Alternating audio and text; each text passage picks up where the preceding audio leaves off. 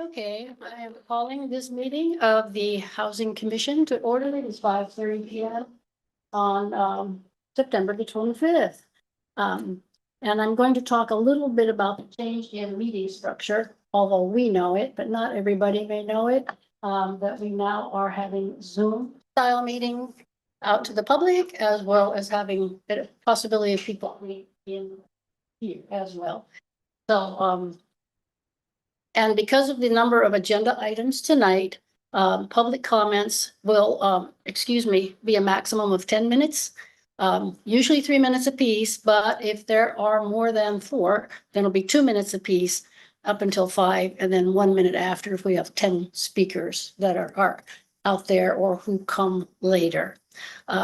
So I would just say, please prioritize your questions that need answers. Okay.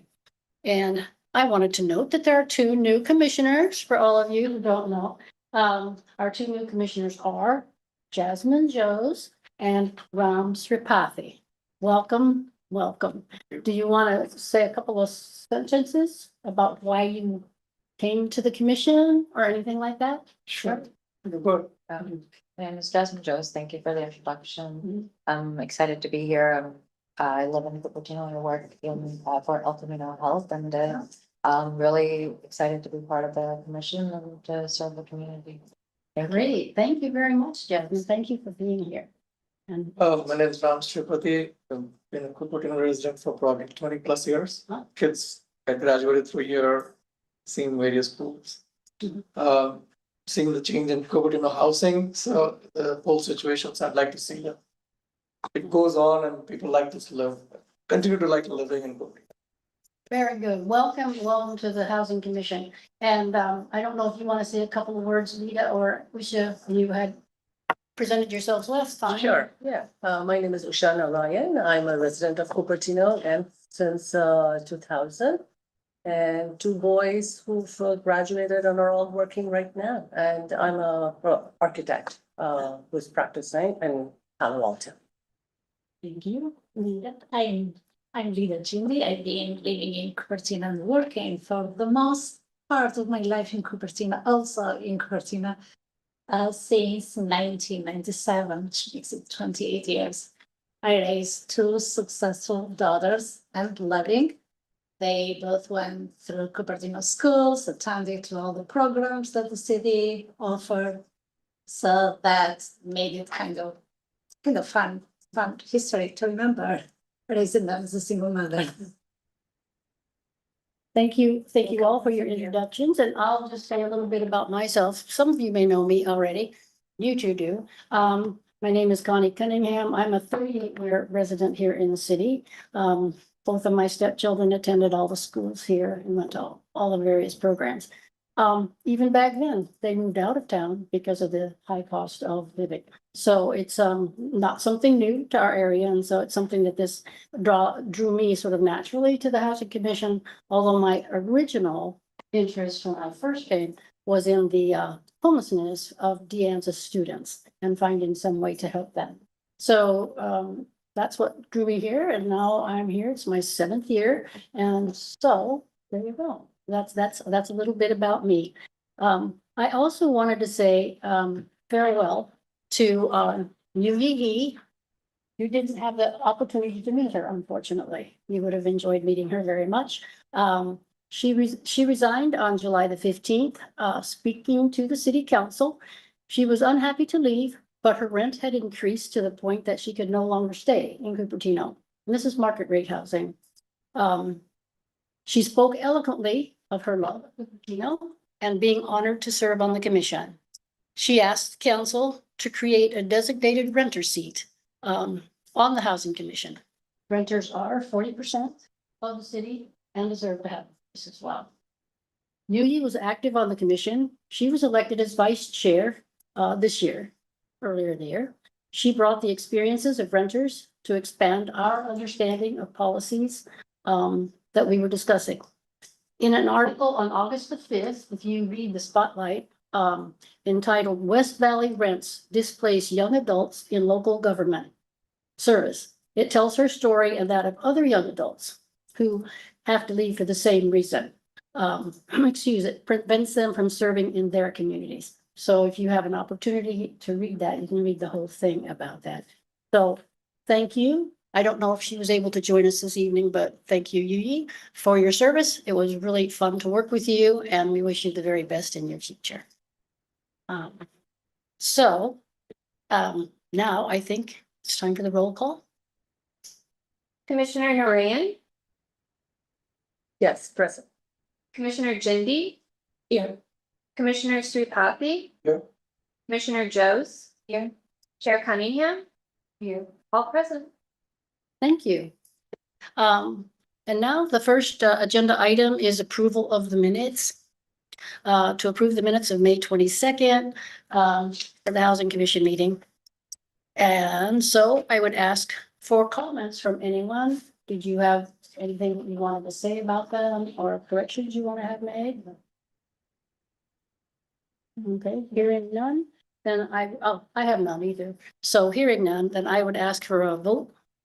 I take a motion to approve the minutes, No, always the motion.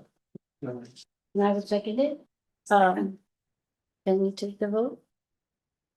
Commissioner Narayan, Aye, yes. Commissioner Jindy, Yes. Commissioner Sripathi. Commissioner Joes, Yes. Chair Cunningham, Yes. the motion carries unanimously. Okay. For new commissioners, by the way, when they do voting, you can say aye, nay, or abstain. Because since you weren't here, you might want to just abstain. Okay. So, next, were there any postponements? None. None? Okay, and next is oral communication. Residents at the meeting go first. I see none. I would ask if there are residents on Zoom. We have no speakers on Zoom. You all have 3 minutes to speak. Anyway, so we have no oral communication, so moving on to the second business item. Now, consent calendar. Do you have any items under consent calendar? None. Do we have any old business? Okay, moving on to new business, agenda item 2. The subject is to select a vice chair from now until the end of this year. So we will take one nomination at a time, and then we'll make the nomination, I will second it. The person nominated will give a short description of quals and interest and any comments that we may have, and then we'll take a vote. Okay, does that sound reasonable? Okay, do I hear any nominations? Can I nominate myself? You may. You may. Yes. Okay, do I hear a second? Yep. Okay, so, I'm supposed to call you by commissioner and your last name, so sorry, I've been calling you by your first name, so. Commissioner Narayan, would you like to make a presentation? Sure. I am a registered architect and been practicing for over 30 years. Mhm. And I have a good grasp of planning, design Mhm. for all kinds of clientele and stakeholders Okay. from diverse demographics.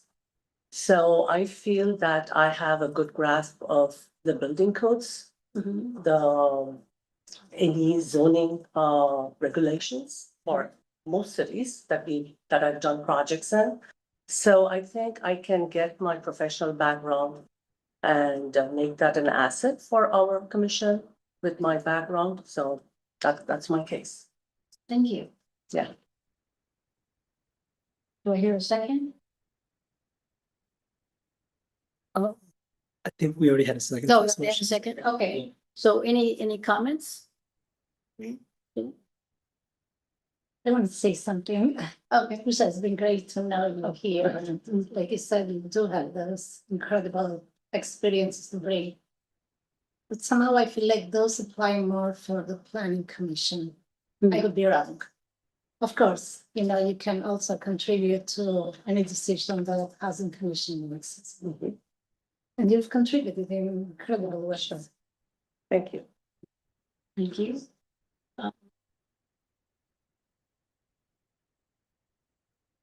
interesting, of course, I find myself in a difficulty. I was planning to place another name. So I would just say that I think you would do a very nice job. I think, Thank you. but at this time, I probably not have anything particular to say, other than, yes, your qualifications are very good. Absolutely. Yeah, I'm new too, right, to the commission, so. I understand. Thank you. And so now I think comments are finished. So we take a vote. Commissioner Ryan, Aye. Commissioner Jindy, Commissioner Sripathi, Commissioner Joes, Aye. Chair Cunningham, Aye. the motion carries unanimously. That sounds good. We are. Is that what I do? I tap each. of them, Absolutely, right? yeah. Okay. Agenda item 2 has been closed, and congratulations. Thank you. Thank To Commissioner Narayan. Narayan. Narayan. I think it's saying Commissioner first. Whatever. So anyway, we are now ready to go on to agenda item 3. The subject is the informational presentation on the program year 2024 Community Development Block Grant, CDBG, Consolidated Annual Performance and Evaluation Report, CAPER. The recommended action is to approve this submission to go to HUD. It is a report. It doesn't go to the council. Okay, let's see. So I believe you have a presentation. I do. Okay. Thank you.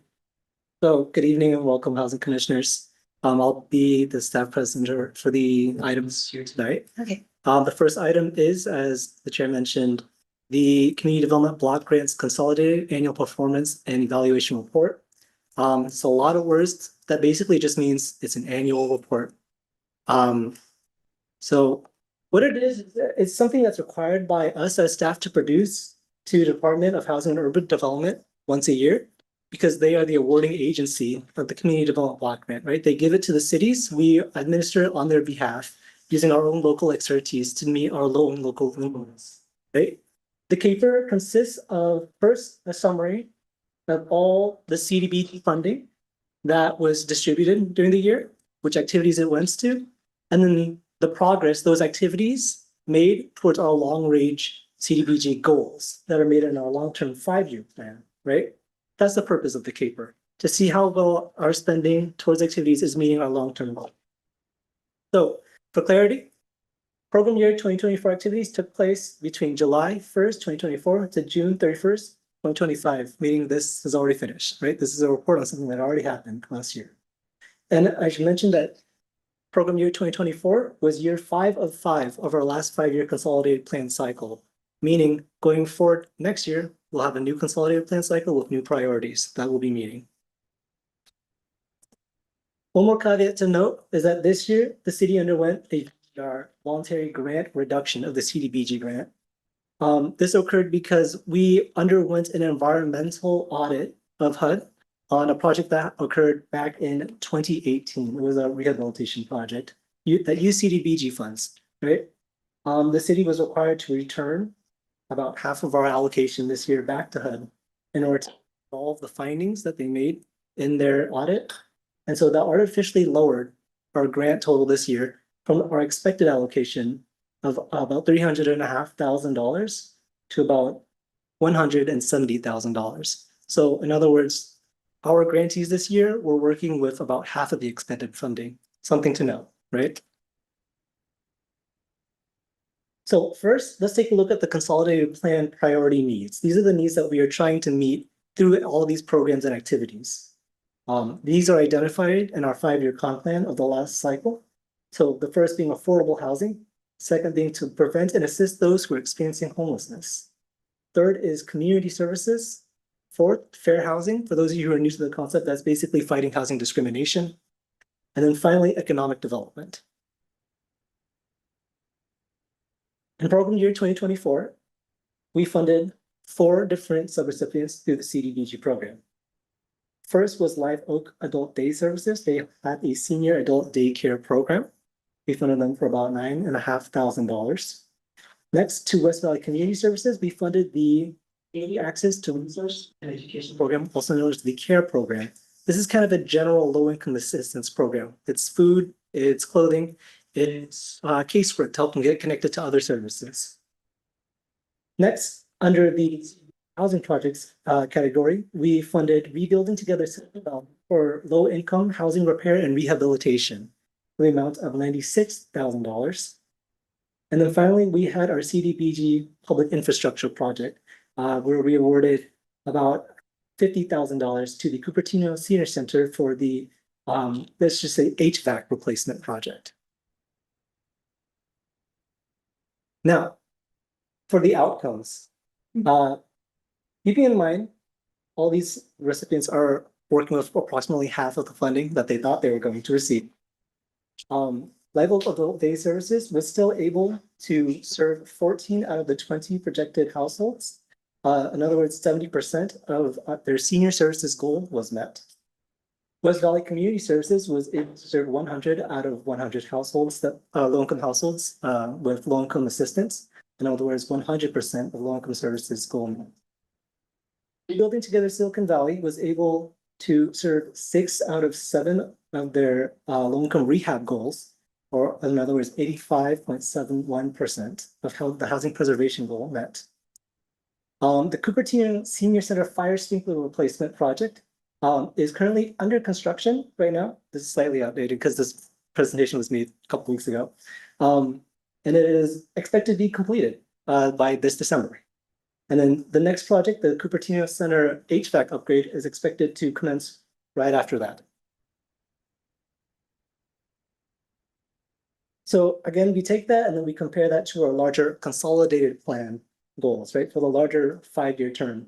You see each of these activities listed do correspond with some kind of long-range goal that we are trying to meet, right? We have a low homeowner rehabilitation, that's Rebuilding Together Silicon Valley.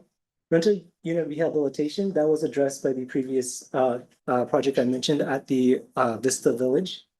Frail and elderly services, that is the Live Oak Adult Daycare Services. Services for low-income families and homeless populations, that is the West Valley Community Services activity. Fair housing, this is actually funded outside of our CDBG program through our BMR fund to Project Sentinel, right? They do tenant landlord mediation as well as fair housing investigation and enforcement.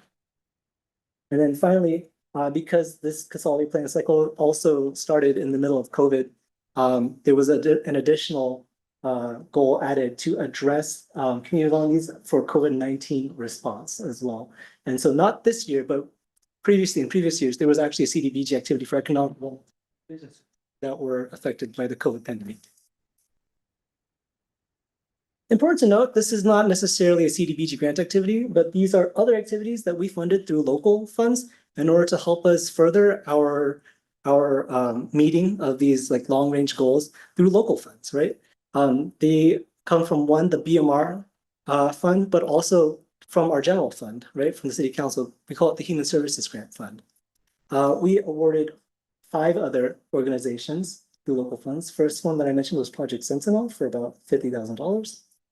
We also awarded Catholic Charities for ombudsman legal representation. This is investigating long-term care facilities where seniors live to ensure that there's no elder abuse happening. Maitri, the domestic violence shelter, received about $25,000. Their domestic violence shelter and transitional housing program. Senior adults legal assistance, they, as their name suggests, legal assistance for seniors, right? West Valley Community Services Haven to Home program. This is a housing specific case management program that tries to assist individuals at risk or experiencing homelessness to find their way back into housing. And again, we note all of these programs either were very close or even exceeded their annual goals that they sent to us. Project Sentinel was able to serve 77 of their projected 82 households, or 94% of the fair housing goals met. Catholic Charities was able to serve 16 out of 16 households, which is 100% of their senior services goal met. Maitri was able to serve 8 out of their 8 households, 100% of the shelter goals being met. Senior Adults Legal Assistance was able to serve 35 out of their goal of 20 households, so 175% of their senior service goals met. And then West Valley Community Services, through their Haven to Home program, was able to provide housing case management services to 80 households, above their projected goal of 75. So 107% of the unhoused services met. Some other accomplishments that are noted in the paper, they're not necessarily funded by CDBG, but they do further our CDBG goals that occurred in this past year that also happened with the assistance of the Housing Commission. We adopted our housing element last year. We held a study session and later took to City Council for adoption a BMR anti-displacement strategy. We were able to execute a memorandum of understanding for the West Valley Shelter Feasibility Study, teaming up with other cities in the West Valley to see our combined feasibility for essentially bringing more shelter services to other surrounding cities.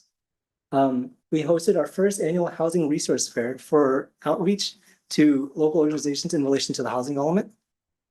This year, we focused on tenant services. And then finally, to this Housing Commission, funding for two affordable housing projects, the Mary Avenue, extremely low income and with households for IDD and intellectually disabled, developmentally disabled households, as well as the Wolf Road Educator Housing was granted in the amounts of $3 million and $1 million from our BMR fund. So that is the end of the content that I have to present that's in the paper. The next steps would be for us as staff to submit that paper by the deadline of September 29, 2025 to ensure that we are meeting our goals from HUD. This will be the commission action, but first I'd like to open it to the commission for any clarifying questions. Can we hear any questions from? Commissioner Shindy? When you reported, you said this is the accomplishment versus the goals. Were those goals communicated when they applied for the funds, or how do we know those goals? Great question. Yes. So whenever someone applies to our funding NOFAs, right, for any contribution, they'll also typically put on their application how many households they plan to serve with that funding. And then the commission kind of weighs in a meeting typically in March, right? To see like, where's the best use of our funding to meet, our housing goals. So that is part of the NOFA and that's continued on to the contract. It's just Commissioner Narayan. Thank you. Clarification, 2 meetings ago, we approved all the funding, correct? So this is updated based on that or? Great question. What you guys awarded was the fiscal year 2025 funding for our upcoming year. Okay, Yeah, so we'll be coming in here again next year with an update on that awarded funding. This is from the previous year. okay. Excuse me, Commissioner Jones, do you have a question? No, Commissioner Sripathi? I did have a question. Sure. You kind of clarified it a little bit there where you said this report is on the funding for PY 2024. So basically the year that's completely over with because, and you were explaining the funding availability and the problem that we had in that year. So the choices that we made this year, that HUD funding is still yet to be determined whether it's received or not. True? True. Yes, we are still waiting on our final award from HUD. Okay. Yes. Okay, because but the year starts in July. But we don't necessarily get it in June. Yeah, HUD likes to take its time when they send out that award. Yeah. So what do our grantees do? They just hang out? No, we create an estimate basically on our last 3 years of funding, right? We create an average. Mhm. And then we get kind of like a tentative award generally sometime around the summer. That where we have our expected fund rate and we base our contracts on that amount. But the actual final award letter from HUD, that typically comes in the fall. Oh, does it? Yeah. Oh, didn't realize Yeah. that. Okay, so that helps clarify it too. One of the difficulties with reading these sometimes for the 2 new people is that some of them are PY, which is Program year. program year, and some of it is fiscal year, FY, and then there's calendar year. So you just really have to pay close attention to what comes before the why. But okay, thank you very much. That clarifies it for me. I don't have any other question. Thank you. I have, That's Sure. Commissioner Shindy. kind of stood out to me that somehow we lost half of the funding. And that's due to missing report, I think. And I'm like, how did we let that happen?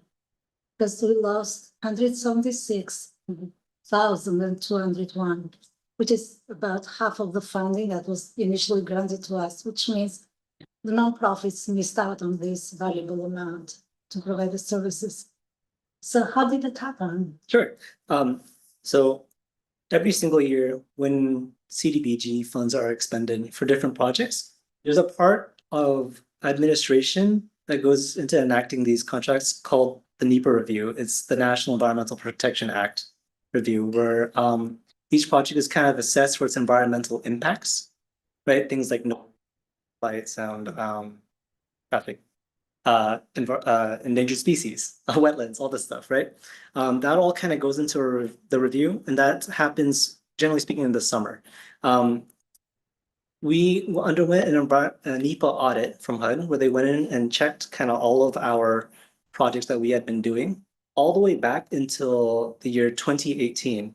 And they had a finding that they said that a project done in 2018, the NEPA was done incorrectly by their finding. And so, having already expended money for that project, they asked for that money to be sent back. Yeah, 7 years after. yeah. So very thorough. Yeah. Going forward, the way we prevent that is, of course, being stricter on our NEPA, right? Having more eyes, more checking, and stronger understanding of the regulations of NEPA review to ensure that it doesn't happen again. Thanks, Nikki. And Yeah. I've seen in some of the reports says, is there any effect on environment? And the answer is no.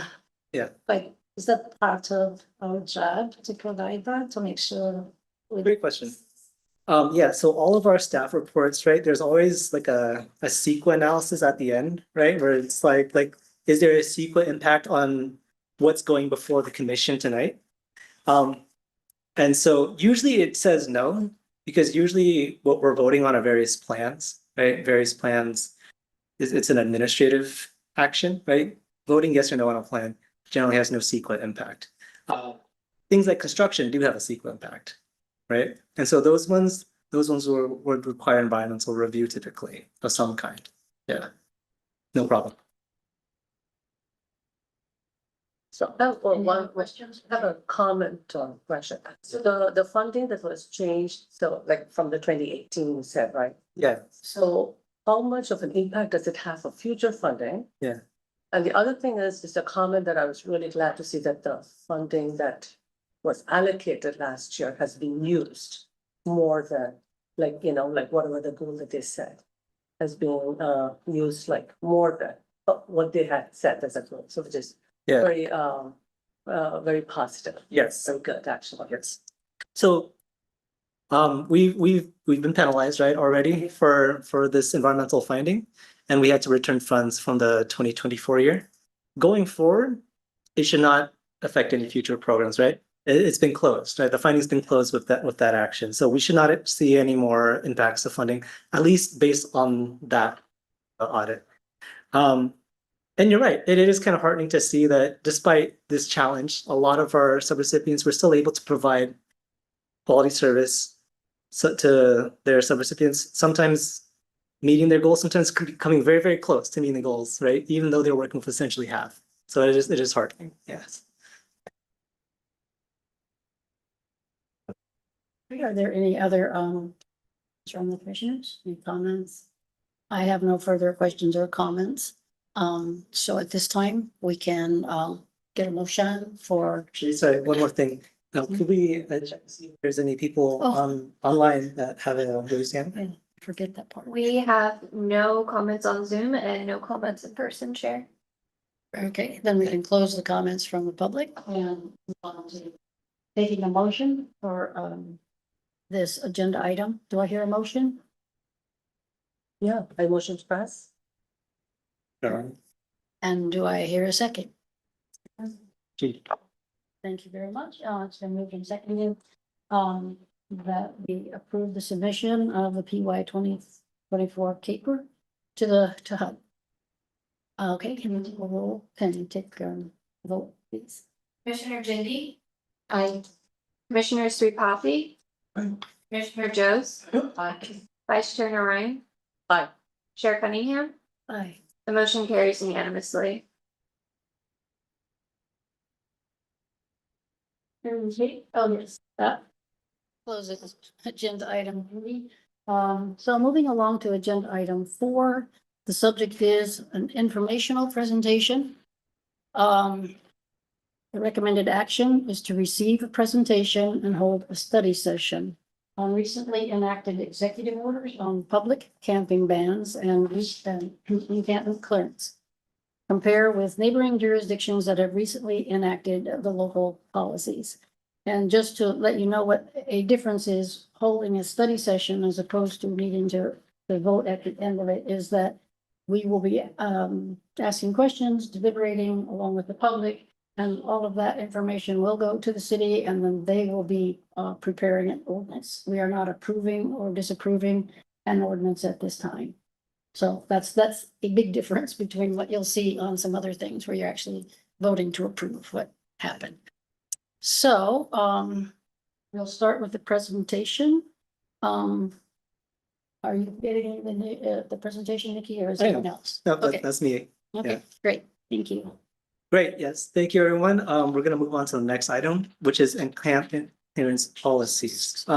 This is regarding homeless encampments, right? So the Housing Commission, in addition to working with policy to produce affordable housing, preserve affordable housing, protect low-income residents, that extends to the lowest income residents, right? Who unfortunately do not have a place to maybe call their residence, but still call Cupertino their home. And so when it comes to addressing homelessness, the unhoused, there's two kind of sub-disciplines, right? There's assisting the homeless, that involves the programs, the policies, the services, the shelter. And then there's mitigating homelessness, right? Which is making sure that the effects of homelessness are contained, right? And don't necessarily negatively impact the neighborhoods as well, right? There's that public health aspect, the hygiene, and then there's the public safety aspect, right? Making sure that whoever's out there is being looked at, essentially isn't putting themselves in danger. This would be the second, right? Mitigating homelessness. And so for purpose of this part of this presentation, we're not including things about like the continuum of care, shelter, and any kind of programs and things like that. This is really kind of focusing on mitigating homelessness. So first, let's go over the current protocol that the city uses when trying to address an encampment, right? And conducting clearance abatement. We use a 6-step system. This was part of a manager memo. The 6 steps are, generally speaking, to summarize. First, we get a report from the community, either through code enforcement or the 311 system. Okay, so we become alerted that there is an encampment that may be becoming a nuisance. Next, we contact the county Office of Supportive Housing to engage this individual, offer assistive services and shelter placement. Next, we contact the county sheriff's office to perform a wellness check on this individual, offer emergency medical services when necessary, if they assess this person to find them not to be of sound mind, right? Fourth is we coordinate with any local nonprofit organizations that can do outreach to this person. Typically, it's going to be West Valley Community Services, right? They have volunteers and outreach workers as part of their staff, and we contribute to the organization through our various grants for these kinds of services. And then fifth, we document whether or not this individual is receptive to accepting assistance. If this person does accept assistance, we can go straight forward and move ahead to clearance abatement, right? Because we know they're going to get help. If they don't, still, we have to initiate the encampment resolution process to maintain public health and safety of the area. We typically involve code enforcement, right, to do a posting to make sure this person has ample time to know that this is going to be coming in the next 48 hours, right? 48 to 72 hours. And then we have someone go out to do cleanup, right, of the area. So within, since I've taken on this duty, we've done 3 encampment abatements within the city of Cupertino. We've listed their general location here, whether or not the person accepted acceptance, the date they completed, and the cost of the city, right? And that every time we go out, we do have to pay someone to go out, assess the situation, clean up the area, and then hold on to the belongings that they find for a certain amount of time before disposing of them. So as you can see, we're generally speaking able to continue to do abatements pretty regularly under this protocol. It's about every 2 to 3 months. And the costs to abatement, generally speaking, will be about $1,500 for the smaller single person instances when there's multiple people and it becomes larger and there may be additional compounding factors, like there's more equipment out there, something that needs to be handled and disposed of carefully, that will raise the price of that. But also important to note that in all three instances, the person the individual that we did abatement for did not accept assistance. So even though the area was cleaned, it should be noted that this person is likely still out there somewhere, right? And probably still needs help. So the reason why this was being brought now to the Housing Commission, right? So the accepted assistance means that we try to give them some. Excuse me, can we hold questions until the end of the Oh. presentation? But please hold on to it. Thank you, though. Yeah. The reason why this is being brought to the commission now, right, is that this is kind of responding to 2 executive orders that were recently given, one from the president, one from the governor, right? Both kind of urging local cities and counties to pursue their own local policy for camming and clearance abatement, right? The first being a presidential executive order, President Trump is essentially issuing a directive, right, to other federal agencies, this being HUD, Housing and Urban Development, which we've already mentioned, and then Health and Human Services.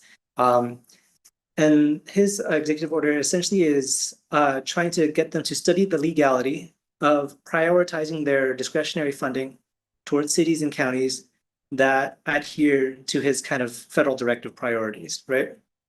And what is his federal directive priority? Well, the first would be for cities to enact some kind of local prohibition on urban camping, loitering, and squatting, to enforce civil commitment for individuals that are unhoused that display some kind of mental illness, for cities to start mapping unhoused sexual offenders that have no fixed address, to ban safe consumption sites, and then finally to discontinue the use of housing first intake policies for shelters. And for clarity, housing first intake policy is not a development policy, right?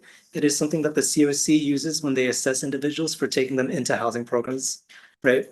The idea being that you can have requirements for people, in housing, either to find employment or to get clean, right? Stay off drugs, to submit to drug testing. But it's much easier to get these people to comply with these things if you get them into housing first, as opposed to having them a requirement before you enter in housing, right? That's what that is.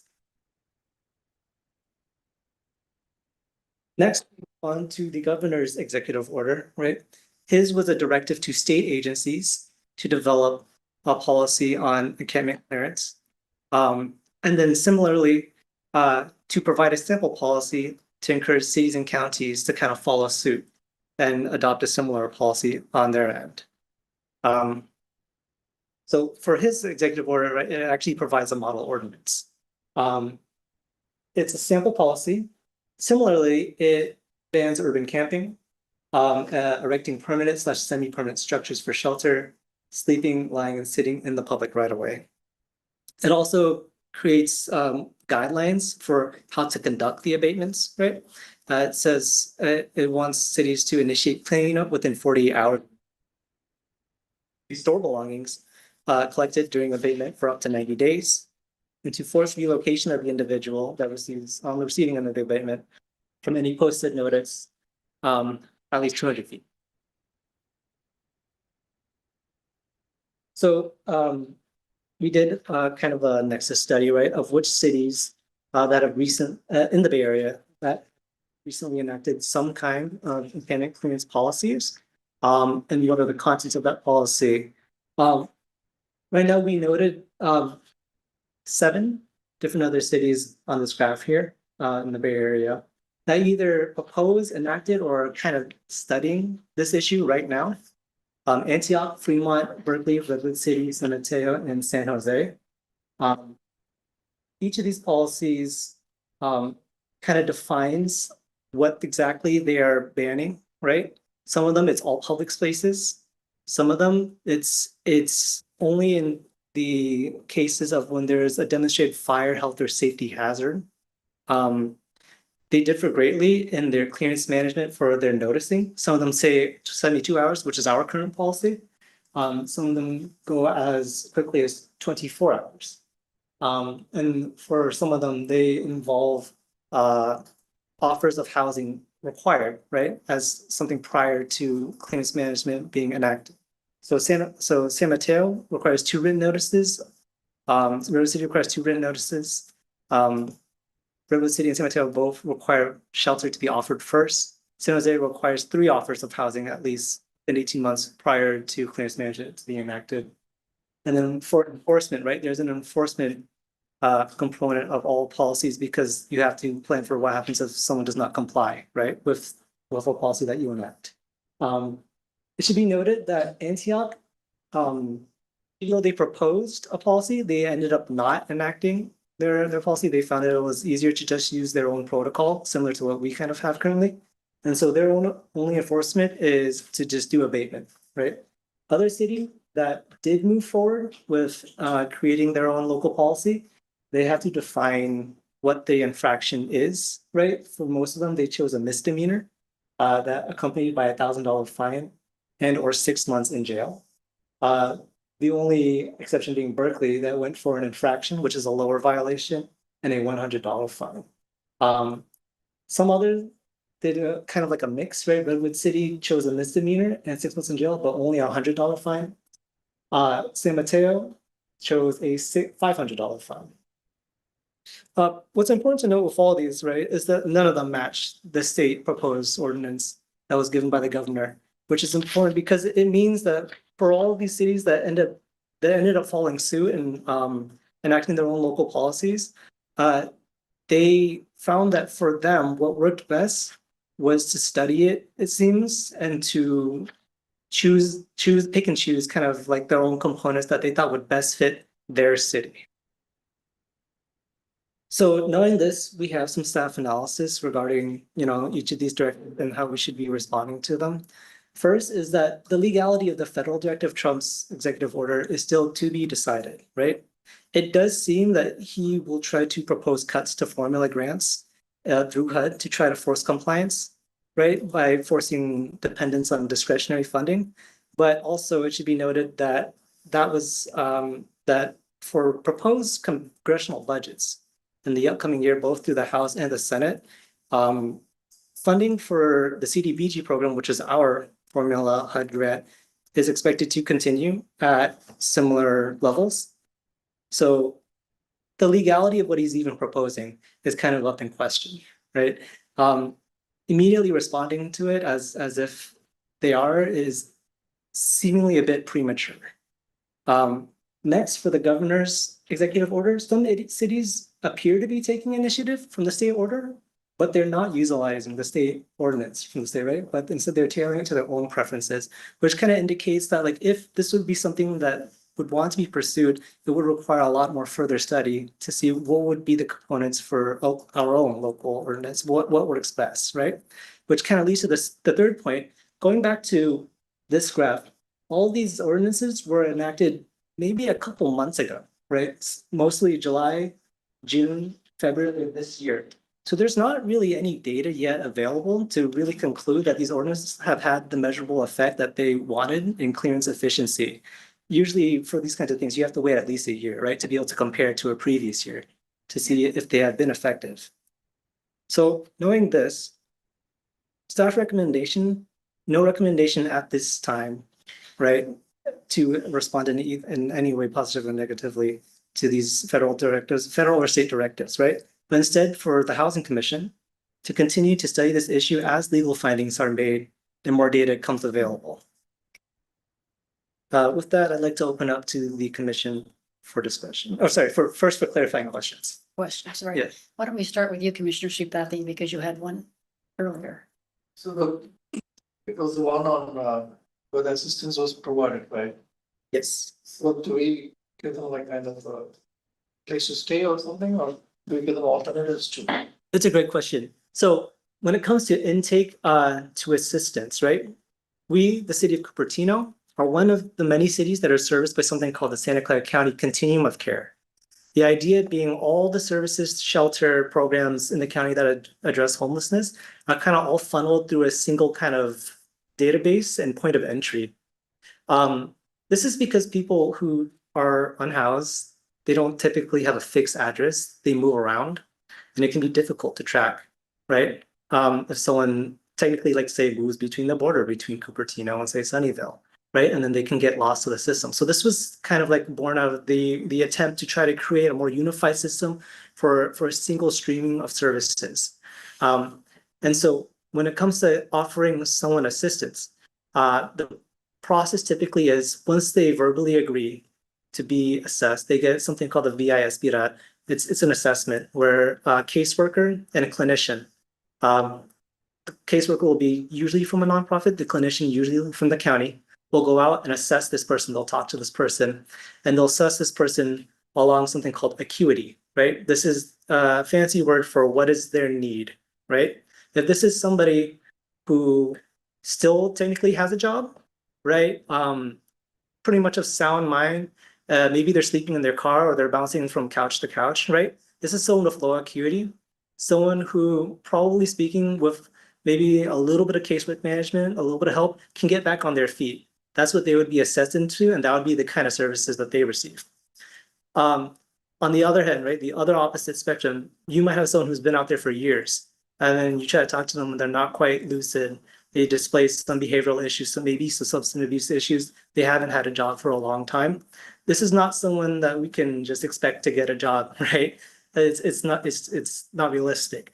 This is someone who would score really high on acuity, and they would need quick placement into something like permanent supportive housing, right? Quick entrance into the shelter system to get off the street. And this would be independent of their ability to get a job or find their own income, right? Like they need help. That's generally that's a very short way to describe intake into the shelter system, but I hope I've answered that question. Yeah. Okay, Then good. it's up to them to agree or not, or disagree. Right, absolutely, right. They're still their own person, so they can accept or not accept. Yeah. That was a very good question. Are there any other questions in that vein? Because I do have one, and so, yeah, in that vein. Jane, yes, yeah. So go ahead. So it's just a clarification between a person who is homeless, living in a car, and who's already reaching out for service, like the West Valley housing, they provide temporary housing. So that's one category of a homeless person. So the way I understand this one, this is like encamp, like somebody who's occupying a public space, Correct. right? Living in a public space and not really reaching out for assistance. This is a third person coming and saying, hey, you are in a public space. Yeah. And then we need to get you into the system kind of thing, right? So that kind of clarification, I think we need to understand how that will come into the, how we provide service for them. A That's person absolutely who's, correct. doing it by themselves or somebody who's had to be told by somebody, That's absolutely correct. This is an encampment clearance policy, right? So this is someone that is occupying a public space, right? And they're on the street. Is how we would say it in layman's terms. Yeah. I mean, like, yeah, living in a car, is that defined as being in a public space? Yeah. It could be, right? Some places they have rules and laws regulating occupying the public right of way and how long you can do it in your vehicle. We count all the above, right? As within like the kind of like the umbrella. But someone living in their car probably would not get abated, right? They might be asked to move by like a property owner that wants them out of their space. But no, we probably would not be sending out, code enforcement to, yeah. Okay. Did you have a question? I thought I saw you raise your hand, Commissioner Sneed, when. Kind of stole my question. Oh, sorry. But still, so I'm surprised that we offered service and I didn't see any yes. So it seems like everybody said no, and I'm like, why? Where is the problem there? How did we communicate with the service? What kind of service we offer, and why would they say no? it seems like reaching out to better their situation and help them. And I imagine it's case by case. Yeah. And I'm picturing somebody has a tent and sleeps on the street or the sidewalk, so could be various factors that contribute to somebody saying no, but I'd say, and I understand our city has challenge not having shelter in place here, so you have to reach out to the surrounding communities or maybe the county to send somebody who sleeps on the street. Maybe simply they don't know there is a shelter. Yeah. They don't know there is a place they could just walk in, have a good meal and just be safe, and have a roof over their head. So I see the challenges that we have to communicate them. So I wonder if the city does not have the manpower to do it alone, I wonder if we could create a team of volunteers that get training and go and assess every single person, because I believe a friendly approach would make those individuals more likely to say yes and not feeling threatened by the unknown or not understanding what their future could be. So I'd just be like for us to somehow work on maybe create a team of volunteers that would spend more time, to approaching those individuals. I hate to see somebody's already in that situation becoming worse. And are there any, I did want to ask a question, but I'm like you each to be able to speak. Do you have a question about Yes. this? Commissioner Jones? With respect to one of your slides being your discretionary funding, provided that we follow the executive order. When you presented the presidential executive order and then the state, state order, is that aligned? Because I wasn't quite sure from what you presented if both of those are fully aligned or. It's an excellent question. No, that's the short answer, no. The federal directive is a lot more far-reaching in its policy prerogative, right? To put it bluntly, right? The governor's executive order is not asking, say, the county continuum of care to discontinue the use of housing first intake policy. The governor's executive order is not asking, county public health to ban safe consumption sites or to map sexual offenders with no fixed address. There's a lot more that the federal directive is trying to direct local cities and counties to take on. And to be frank, not a lot of guidance on how to do it, right? It's do it and implying that there could be the promise of more money if you do. The legality existing programs that were not made for that purpose to do this is being decided right now. Meanwhile, the governor's executive order, pretty cut and clear, is very much just focused on the mechanic clearance policy. And they kind of provide us an example of one even, right? Now, would they try to direct public funding for that also comply with this? Potentially, right? There was the proposition one that recently went on the ballot. And that may fall in line and become connected to this. It doesn't explicitly say that though, but we think maybe, right? Yeah. I have a question. Oh, go ahead. Sorry, just a comment on that.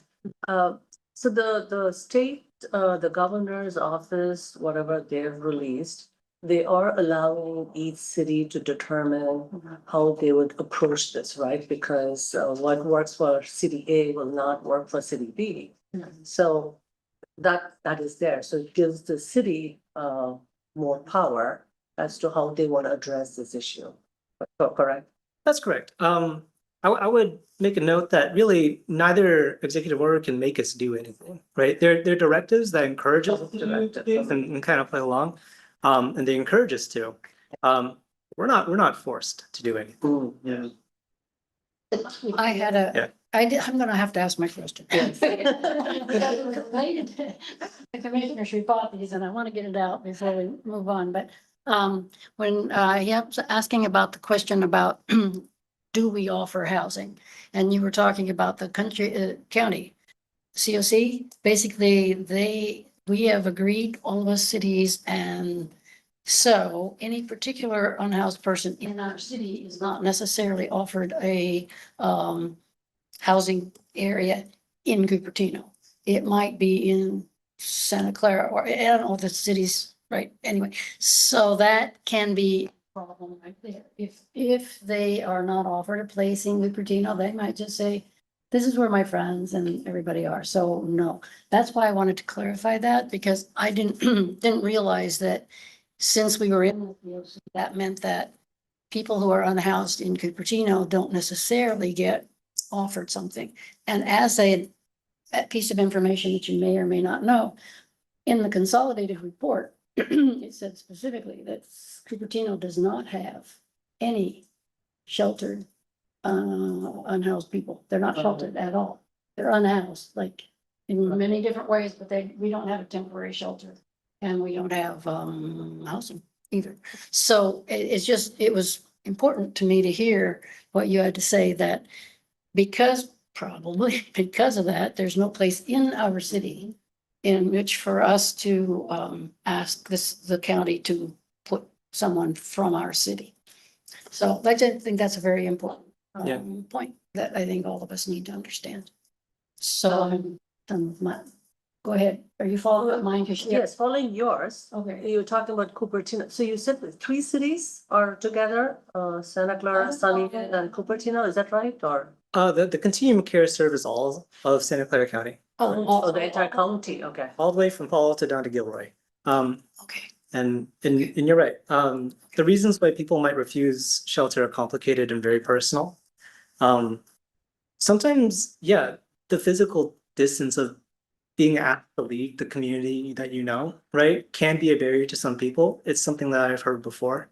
But it's very individualized. I've heard from female like unhoused people why surveyed why they didn't refuse shelter, right? And they said they don't want to be in the shelter with men. They don't know, right? They don't want to sleep around men. It's understandable, right? Some people who have children, right? They'd say they would prefer like a non-congregate shelter, meaning like a special room because they've got kids, right? It's not exactly safe to bring kids around, like, you know, adults they don't know. So it's very complicated. The reasons why some might refuse shelter, unfortunately, we actually don't have in-house staff outreach workers. So we are actually barred from accessing the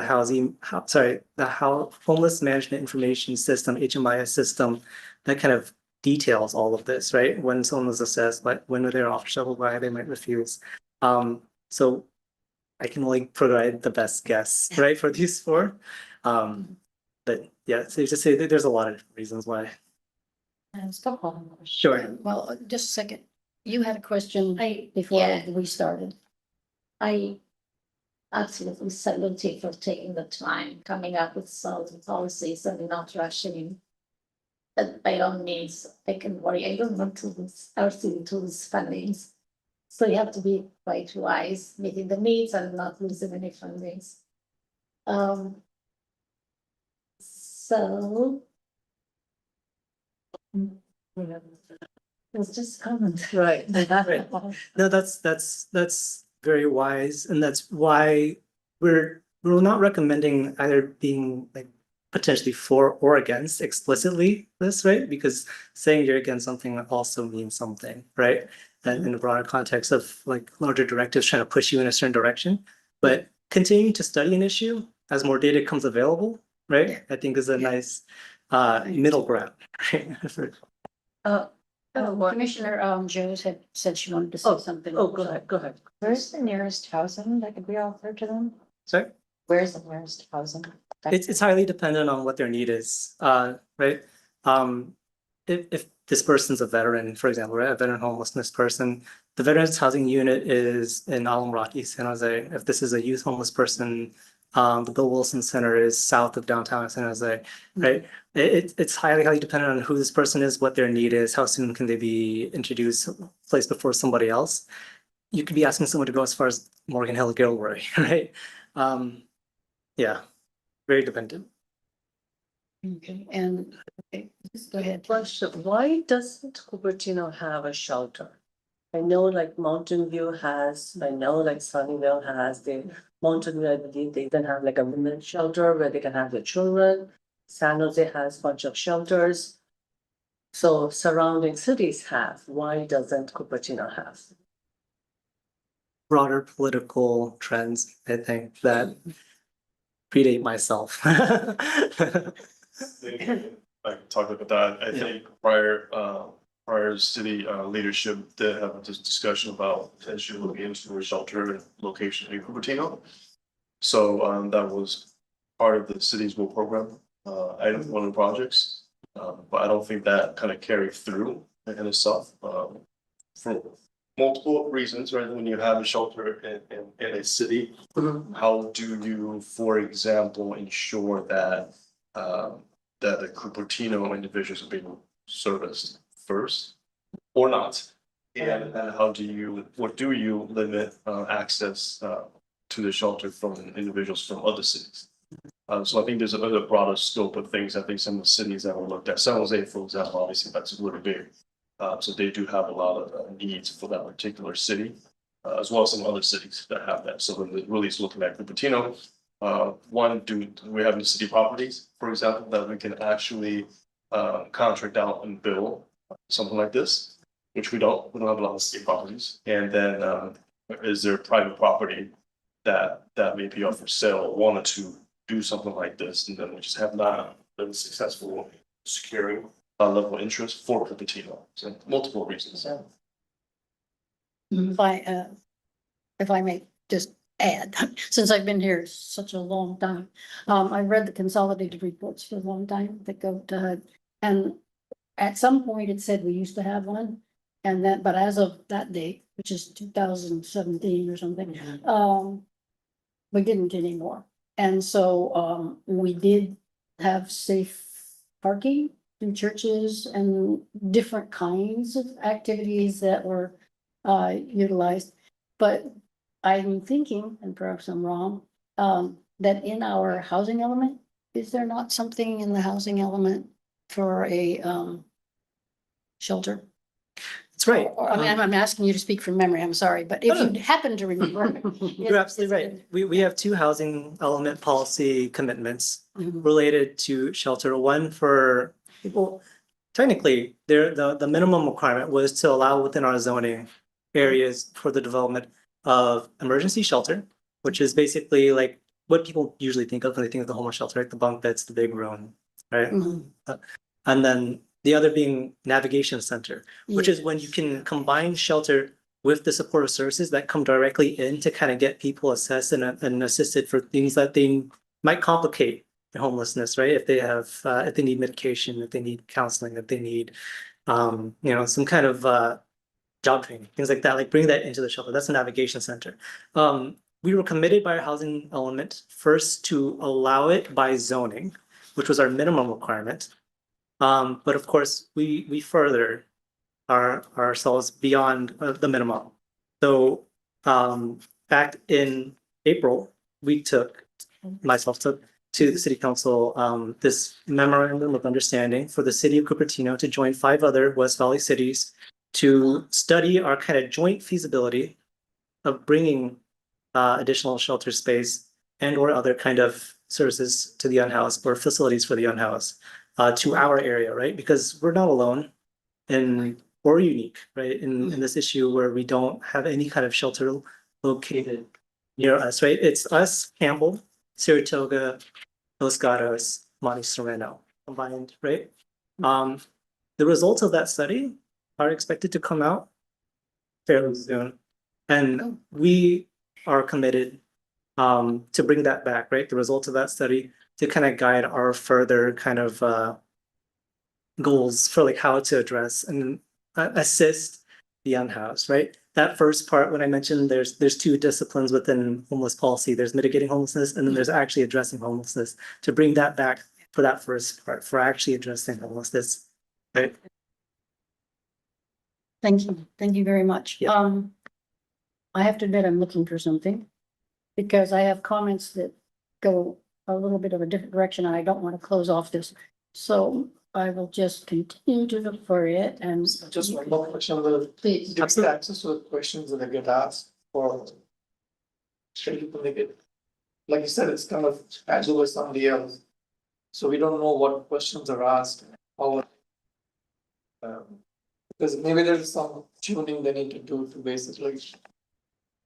Make it more comfortable to them. What you said, that having a volunteer may be helpful, then a sheriff asking the same question. Are you talking about like within the assessment themselves? Right. Awesome. That's an interesting idea, like exploring what kind of language would make people feel more comfortable talking. I personally don't know what are those questions, because I'm not trained in that, and also I'm not supposed to know, right? But I will say that like there are some things we can do at our level, this policy level, that make people feel more comfortable working with the city or the county or for nonprofits, right? When we take a very heavy approach, like say Fremont, right? The greatest criticism that they found was that like when you scare people into not working with the city, they will hide, right? And then then you can't find them, you can't help them. So being wary of like how us at the policy level can affect the way people want to work with us, definitely plays a key role in how we pursue policy, right? And also, are there no homeless now in the city? Or- Yes, there are currently homeless, there's currently homelessness in the city. We expect to see that number rise with the new count. Guys might have seen the news reports, right, from other cities. We're not different, or we're not unique, yeah.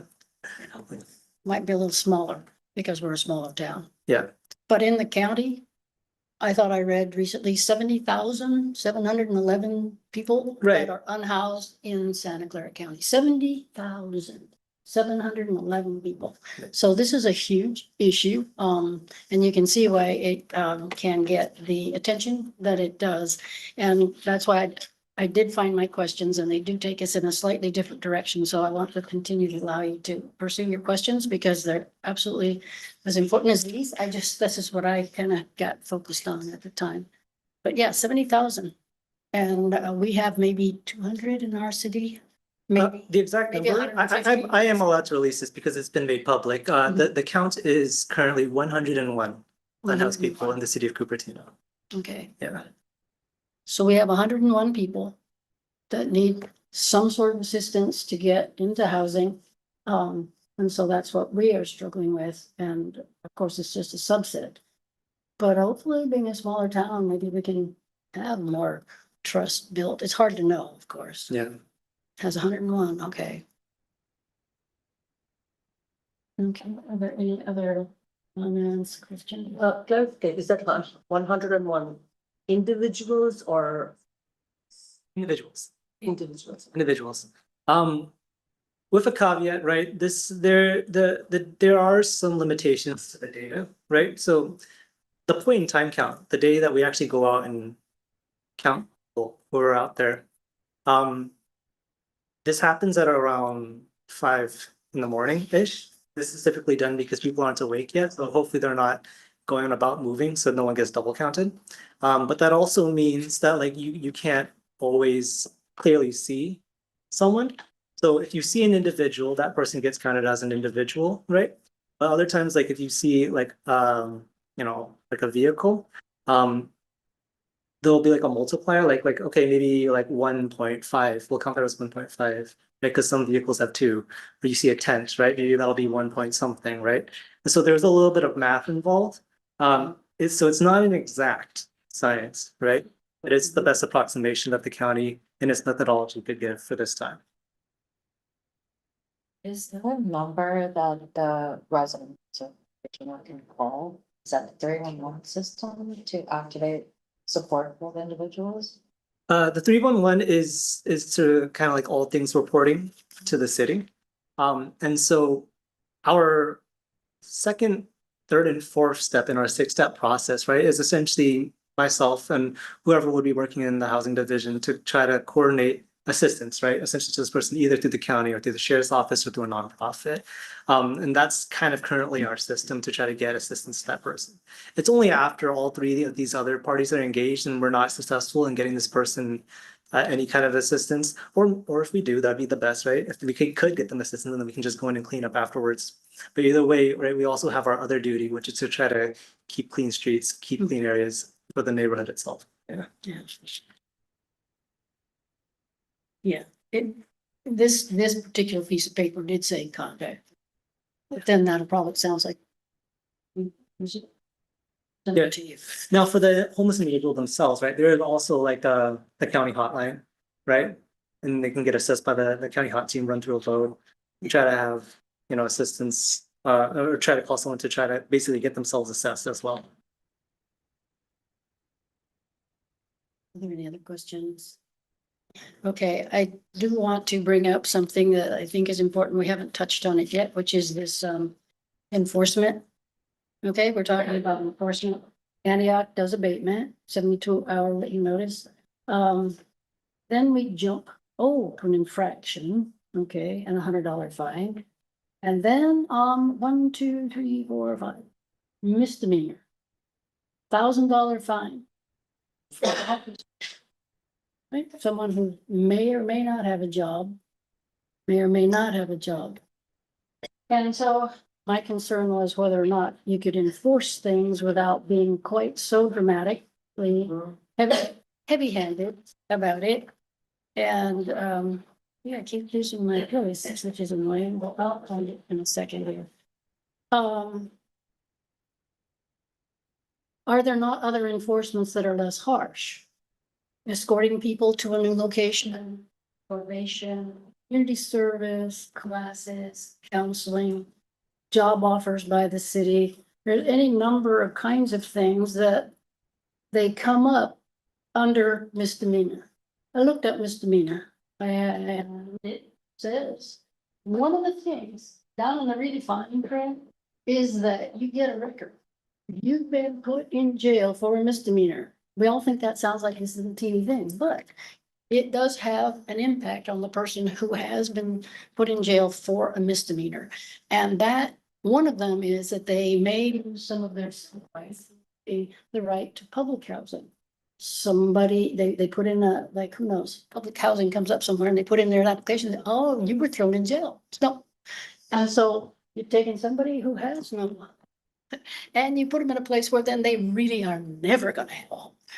Unless they can somehow find a lawyer to help them expunge their record. I mean, none of this is easy for somebody who knows the system or has some money or can have somebody help them. So I have to admit, I was just straight away appalled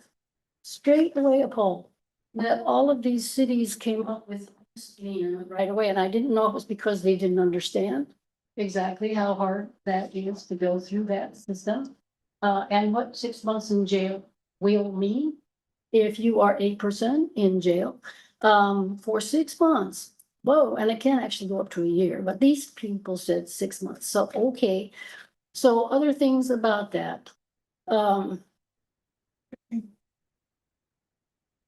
We talked about the cost here, this cost of $9,000 or whatever it was, what we have here in the city.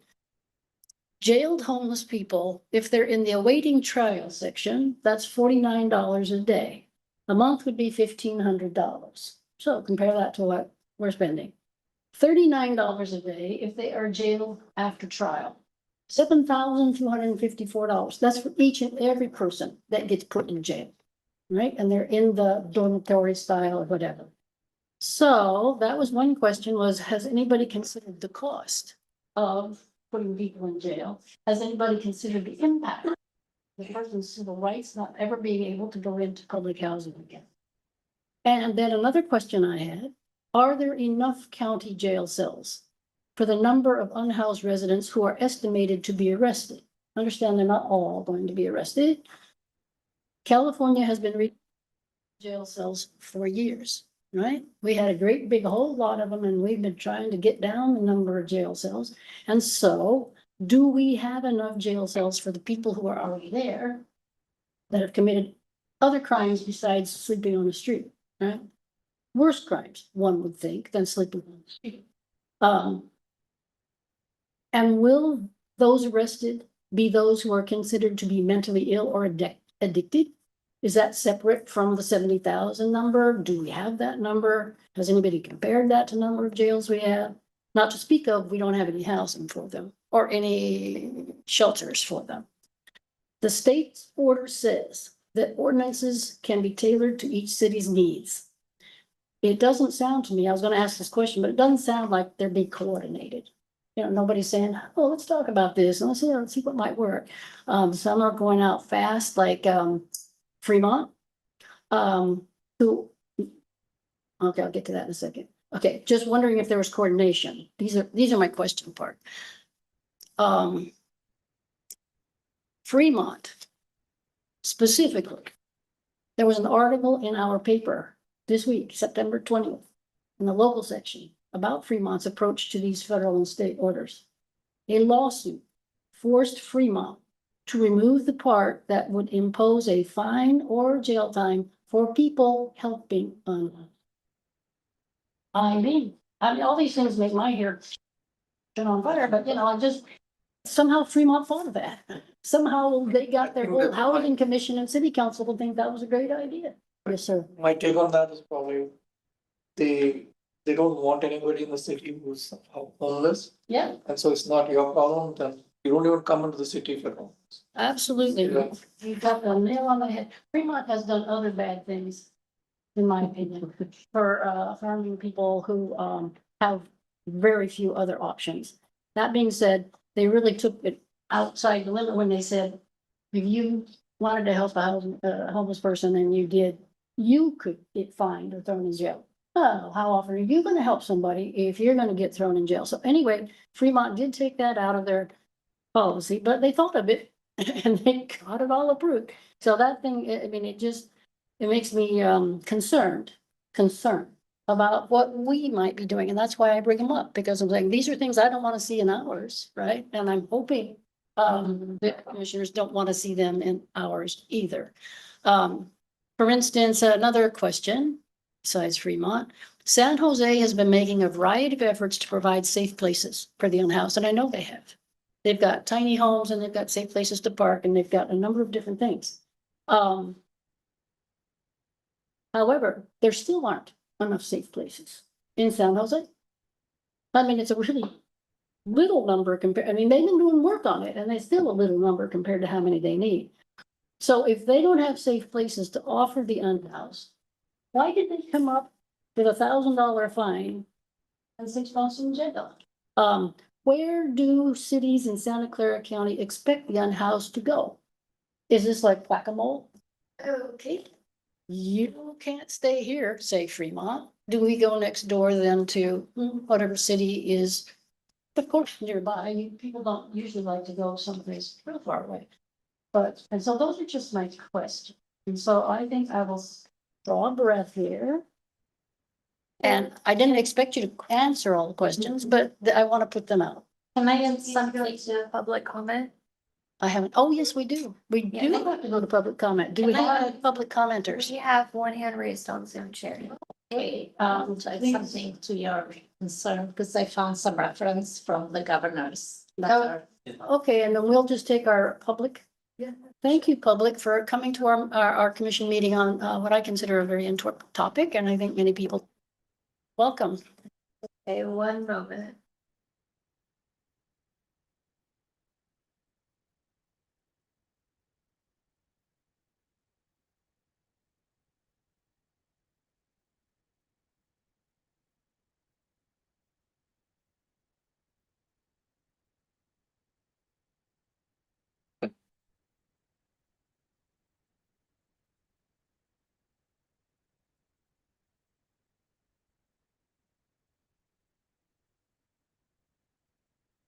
Welcome, Sujata. Welcome, Can you hear Sujata. me? Thank you so much. Can you hear me? Hello, can you hear me? We can hear you. Thank you. This is Sujata Venkatraman, Executive Director, West Valley Community Services. I appreciate the Housing Commission having these discussion. These are very critical questions you asked. And Nikki and was it Ben? I heard answered some of them. I just wanted to give some perspective on the need versus the resources available. So we have in the point in time count, we have 10,000 unhoused individual in Santa Clara County. And out of that, more than 7,000 are unsheltered. And this is not because they have chosen to decline. There is a small percentage, but that's because we don't have enough resources, enough housing, enough shelter beds. So I just wanted to put things in perspective, that there is not enough for everyone. Hence, the clients that we serve, we have about 150 unhoused individual who come to our Cupertino site on a regular basis, is because there is not much there or it is very temporary. So just wanted to put that perspective. Being in this field for 18 years and working with West Valley Community Services and the city of Cupertino, we used to have shelter, we used to have transitional housing program. There is no funding from the federal government for shelters because shelters are believed to be a Band-Aid. Permanent housing is the solution because you can keep someone in shelter after 90 days, then what are you going to do? If they cannot move into permanent housing, they're back on the street. So I want you to see shelters as a temporary Band-Aid, and we don't even have enough of that. And what my recommendation to the Housing Commission, and you all have asked wonderful question, is stay with the staff recommendation. Our abatement policies are working. We are working with the city of Cupertino with the staff. Nikki, my staff works very closely. And look at cities that are doing less restrictive policy and don't be scared. There are many neighbors who are backing us up. There are many nonprofits like us who are backing. So let's not be scared by these executive orders and take action. And let's wait. So thank you. One more minute. I mean, It she's has our to only stick speaker. It has to stick with 3 minutes. Why? That's the. I thought the chair had some say. No? It's 3 minutes. Or you would need to establish that in advance. Prior to. Oh, I'm sorry, Sujatha. I wish you could speak longer. I'm done with my comments. I don't want to take up too much. Can you hear me? Yes, we can hear you and we understand that what you had to say, and we appreciate so much your coming to speak to us tonight. Thank you, Sujatha. Thank you. So, there was a lot of questions being asked. Can I add something that might help? Yes. Connie's point. Connie, what I took from your study, you've done your own study and you brought a lot of evidence. Yeah. It's your concern of people being punished criminally and facing fines. But I saw a kind of paragraph from the governor's letter, the one that was part of the attachment. It says, no person should face criminal punishment for staying outside when they have nowhere else to go. Policies that prohibit individuals from sleeping outside anywhere in the jurisdictions without offering adequate indoor shelter, effectively banishing homeless individuals from the jurisdictions. Borders are both inhumane and impose externalities on neighboring France, which must face the costs and challenges to an increased unsheltered homeless population.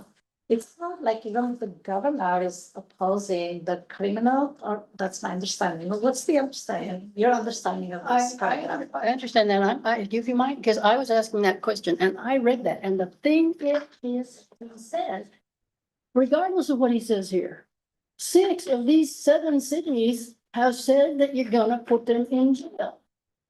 That's it, that they are. And what he says is no person shall face that, yeah, that's very nice. That's very swell and nice.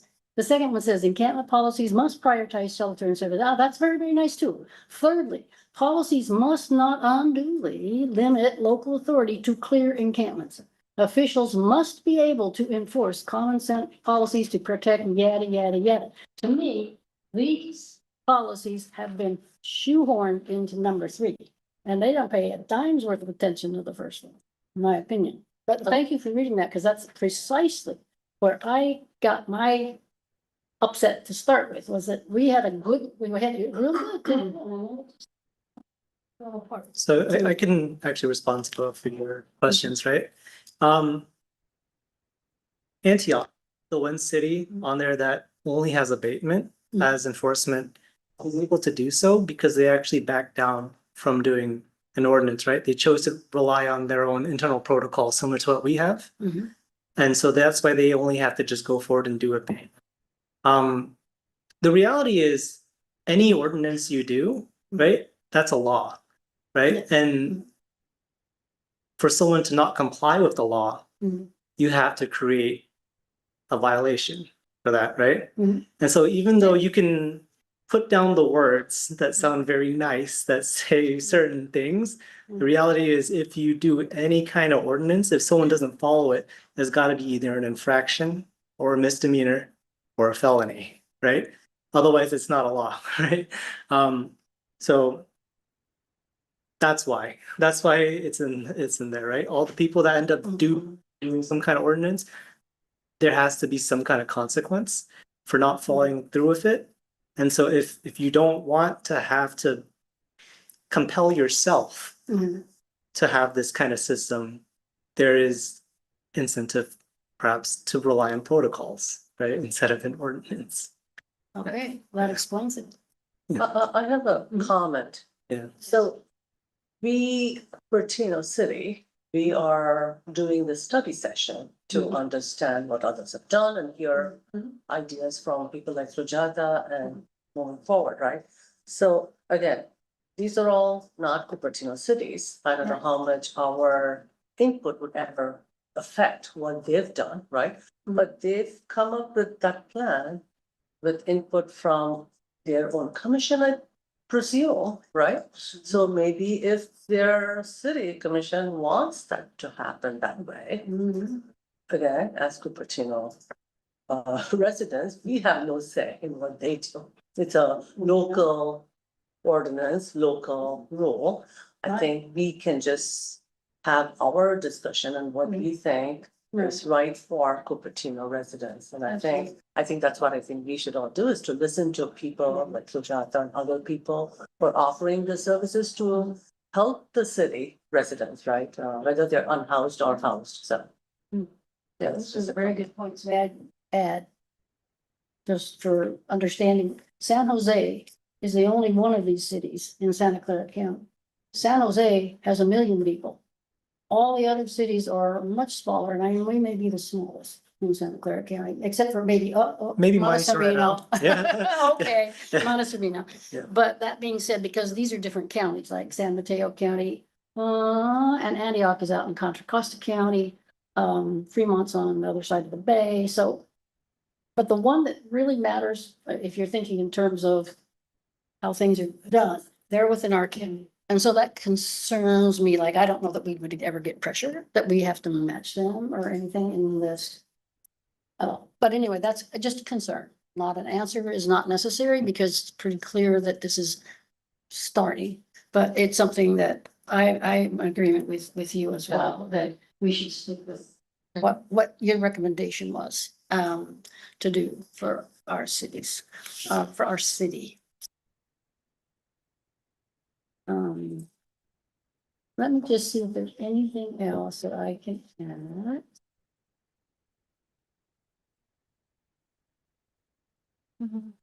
Before we I continue, I'm never good at organizing. before we this. continue, I just wanted to ask, I know you wanted to call a question by 7 p.m. Is that What? something that you still want to do? Well, gee, I was talking Okay. all night. I'm Just- not just- meaning I that just I want wanted to to talk check. all night, but that being I said, just wanted to check. Yeah. I'd have done things differently if we hadn't been told that we could like, talk for a while. Because I think this is a particularly important topic. And I'm glad that the other topics went so quickly, because this one is, well, new and more important. So let me just run through this and maybe I'll just be, let's see, I mean, yeah, the process we're using is a good one.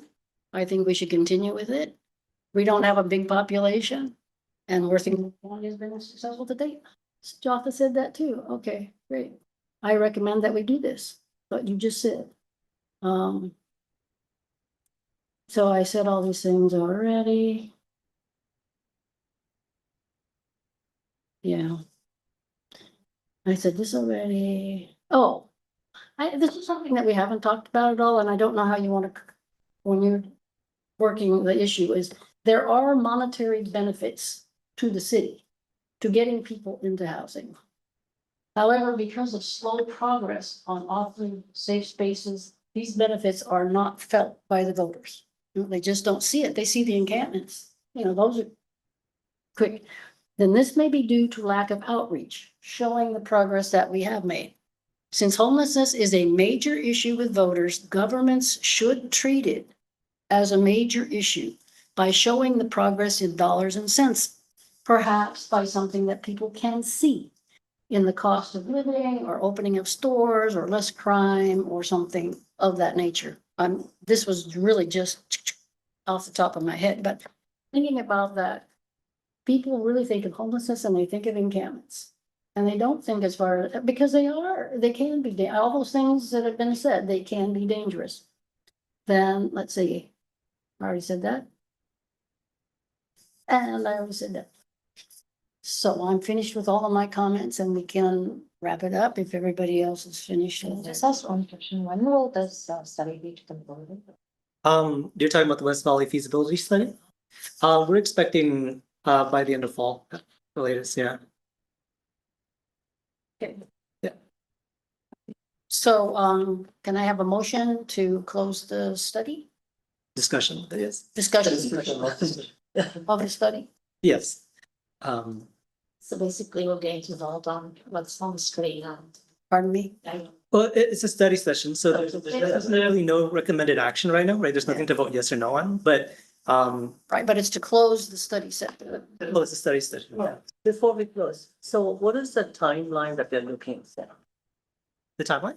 Yeah, to finish this discussions and then the study and then coming up. So, Got it.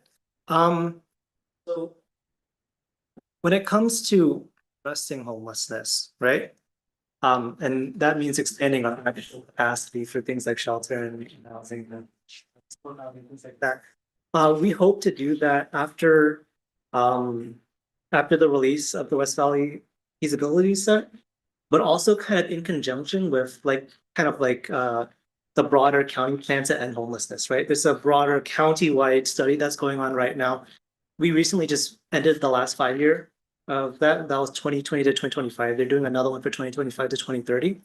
All of these things combined together tell us the full picture of how we can most effectively make a difference, essentially, right? And when it comes to spending limited, local funds, you want to be smart with your spending. And so generally speaking, that's when we would want to back. We think that county one will be done sometime, hopefully in the spring-ish. Yeah. But naturally, right? Homeless policy is a part of housing policy. And any time that development would come back and we would need to make a legislative decision, we would be bringing it back to the Housing Commission, right? Now, as for mitigating homelessness, right? If for some reason some things were found to be legal, say in a federal directive, then we might need to act upon it, right? When that happens, that would also be brought to this commission for further study, right? It's essentially as more data comes available.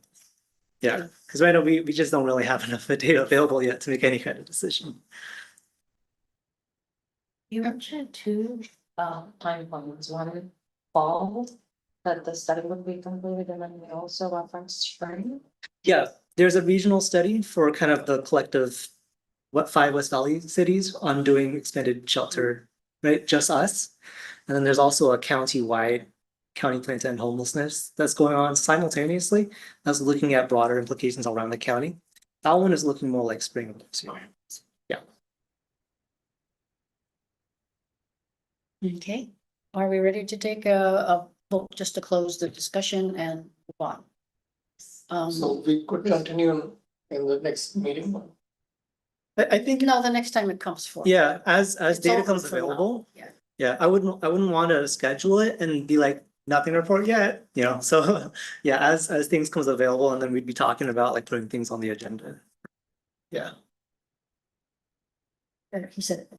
Yeah. He always says it better. Okay. So do you want to close it somehow? I'm Sure. trying to Do we- close the Do we have a discussion. motion to close the discussion?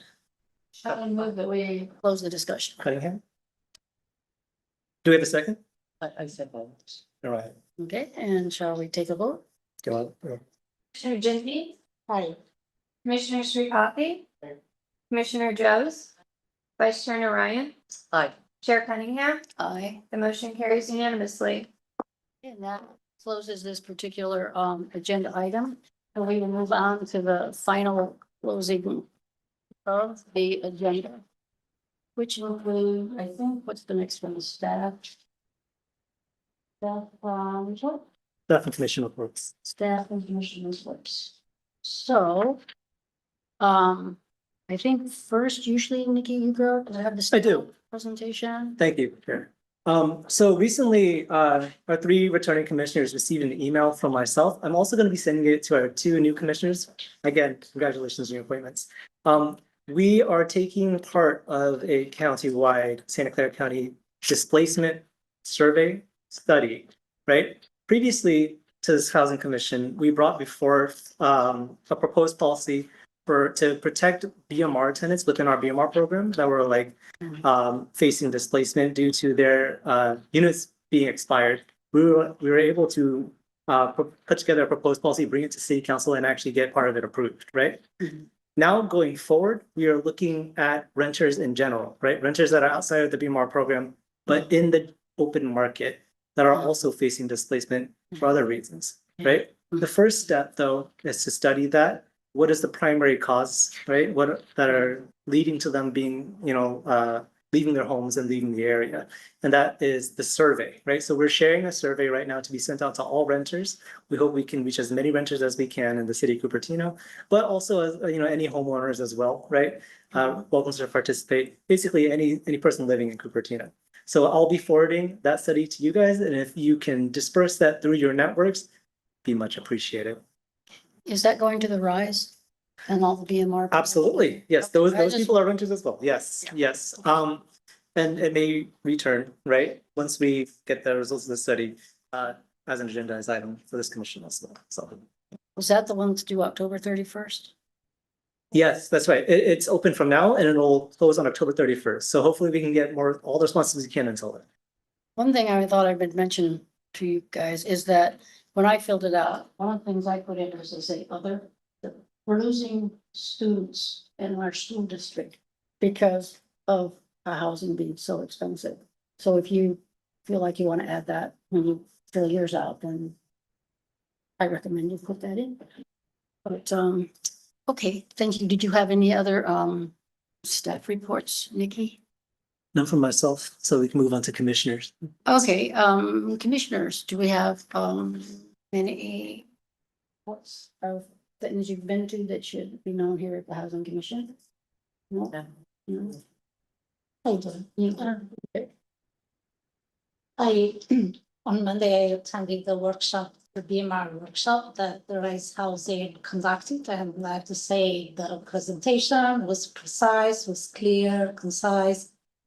I thanked Janani for presenting really well.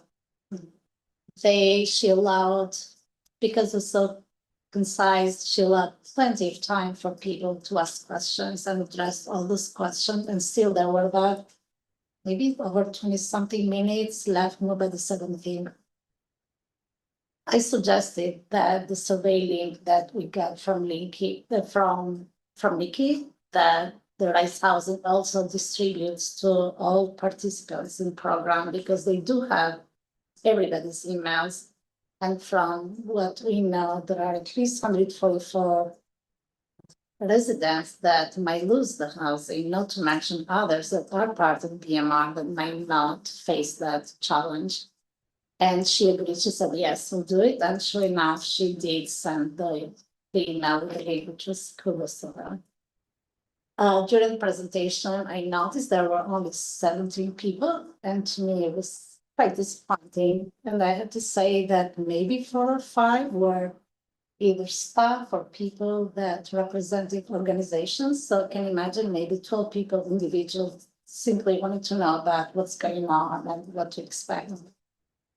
I would say partly was because the email notification to sign up was sent on the day of, giving very little time to people to look through and not miss it. Ideally, I'd say like we received multiple, we received the invitation, another reminder, it's coming an hour from now. So I felt if that was better planned and communicated, probably would have been a larger, participation and more ideas would have been bounced. Another thing I noticed was that, yes, they did include the QR code. And they recommended many times take a screenshot. And I'm thinking, many people are not very savvy to that technology. I just couldn't take advantage of that feature. But again, after that, I suggested to send the link and they did. So that's awesome. One more thing would have been, I'd say, more beneficial. I find myself, I can talk forever, but I'm not so good at writing and typing up, and that feature was not provided. We could not say verbally, share our feedback verbally, and maybe that would have encouraged more people to speak up. So that's my observation. But again, that's wonderful that they took the time, and the webinar is available for anybody to see. One more recommendation I would make is for the survey link to also be included visibly on their website. So when people go, they can see, take the survey, boom. So they click there and they take it. Because the email that comes through might get buried, not everybody sees, they forget, they might not find the link. So that's Thank you. part. That's very helpful feedback. I'll pass it on to Rose Housing. Yeah, definitely. Okay, thank you very much. Sure, appreciate that. Do you have any, like to report back out? Sure. No. No?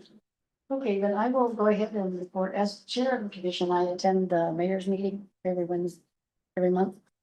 And this time, what we considered was the Crest Awards. And so those very difficult decisions were made, especially for the one that had 12 applications. But that being said, they were all made, and the crest ceremony is going to be on October 25th, the award ceremony. There are a few extra seats available, but that's also the commission appreciation dinner. So you're all going to be there anyway, because so, but anyway, so that was always fabulous to hear all of the volunteers that do so much fine work for our city. She did mention, and you may have received your inboxes in your homes, because it's not in the mail. This is an Outlook. The mayor mentioned this specifically because it's a newspaper that is coming out to your homes. They'll put it in some, like a library and stuff like that too. It's published by Successful Aging Solutions and Community Counseling, which is SASCC, in cooperation with De Anza College. And they asked for, if you have any letters or any articles you want, but it's got a lot of very interesting information. It's Cupertino only. So just so you know, don't just toss it out in your mail. You have a new newspaper format for things that are happening in the city. And that is it. So I can close that, and if we want to go on to future agenda. Great, thank you. Just having you guys gathered here, I wanted to kind of do a poll. would you guys be open to doing a special meeting in December, probably early December, like the first week? Would we generally be available then? I don't want to put it too late because I know we got holiday stuff going on. Yeah, You're not here? Okay. Can you join via Zoom? I'm in Thailand. Sorry. I'm Understood. back 20th, December 20th, so I can be available. The Your latter. excuse. Your excuse, you can be in Thailand. Thailand. Oh. Trip from Thailand, you just have to advertise your Yes, location, the location, like go to your hotel and visit you. Depending on the time, then. Yeah. Depending on the time of day, it's for a wedding, so I don't know if I'm going to be in wedding festivities or. I'll just very briefly say the reason why this year is kind of unique. We have some items that can't wait, essentially, that we need to basically have either announced or brought before a public hearing, right?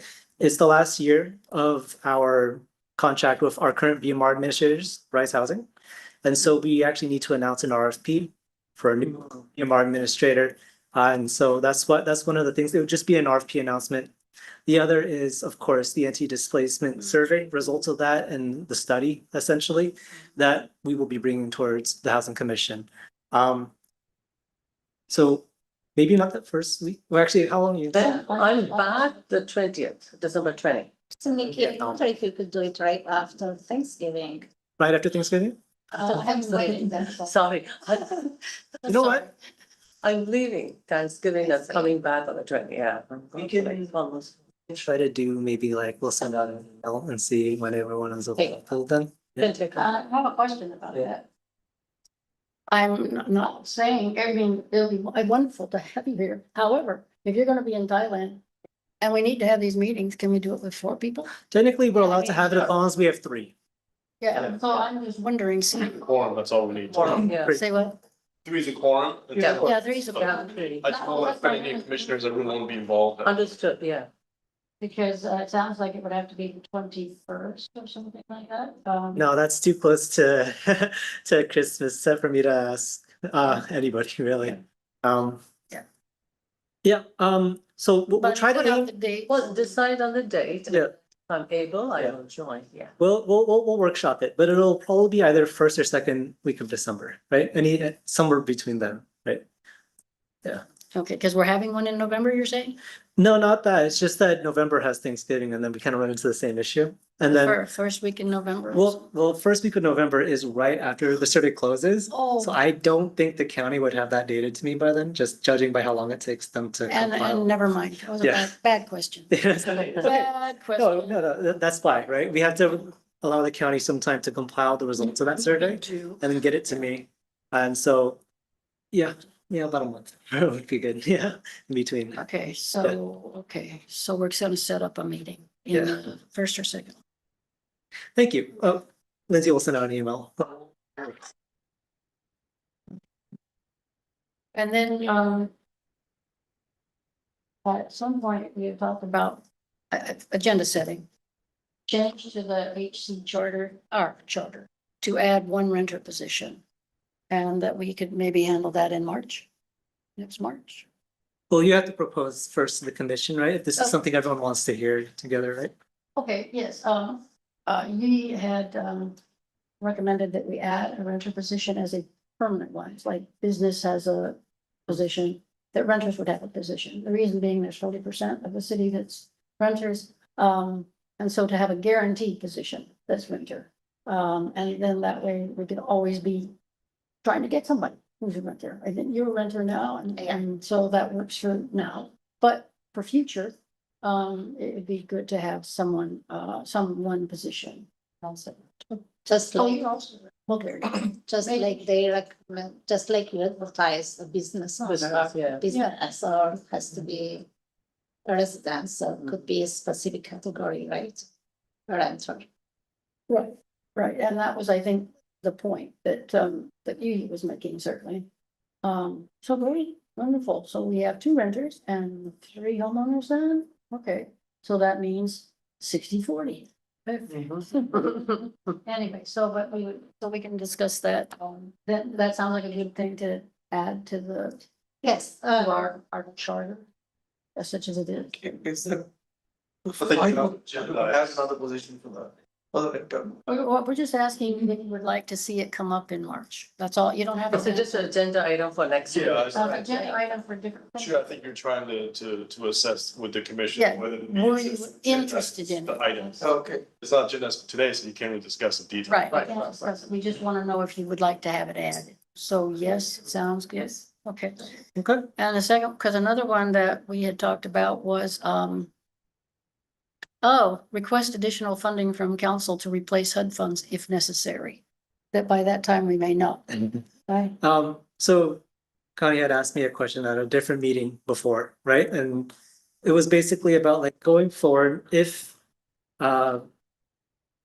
funding is to become less stable or less consistent, right? Because Mhm. of the push to try to move cities into more discretionary formula sources.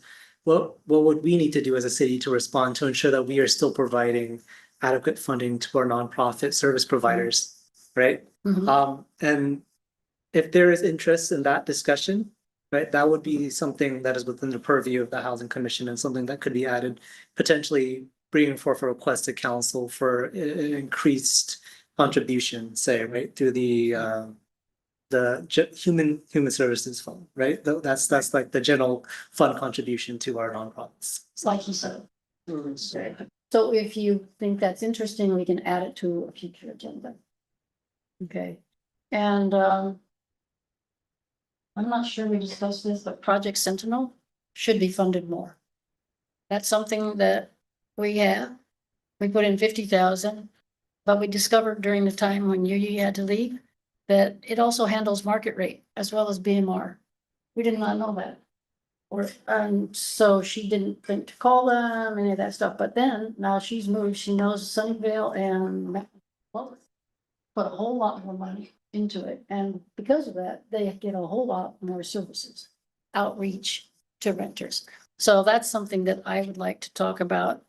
And that also comes up with funding, so I was thinking about doing that sometime. So if you think it's interesting, we can add it, and then we can you can determine when it might work. Well, most likely, right? Whenever you want to do an increased ASSA funding, Mhm. you want to demonstrate a proportionate need, right? So Mhm. those kinds of conversations go hand in hand, right? You Oh, yeah. typically say there's a need that's being unmet. X, Y, or Z organization could fill that for us. Here's how much money we need to do that. Let's ask for that money. So those two things are they're really one thing, right? Yes, together. So that Okay. kind of request would go together.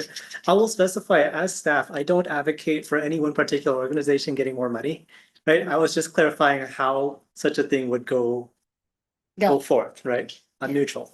Well, I absolutely understand. Yeah. It was me that brought that up, Yeah. and so I appreciate you fleshing it out Yeah. so that we understood it better. Yeah. But that definitely was my thought.